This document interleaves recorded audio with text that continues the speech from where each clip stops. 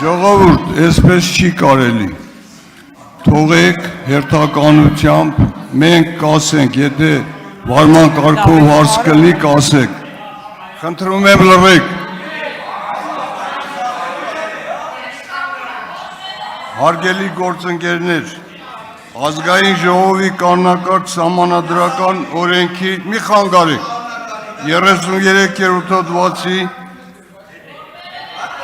3-րդ մասի համաձայն ողջունի ելույթից հետո պատգամավորները երդվում են,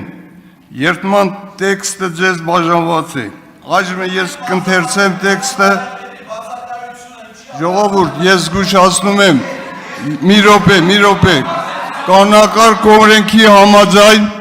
եթե կխանգարեն, մենք ձեզ կզգուշացնենք, երկրորդ անգամ արդեն ուրիշ երևույթներ կլինի, խնդրում եմ, մի րոպե լսեք,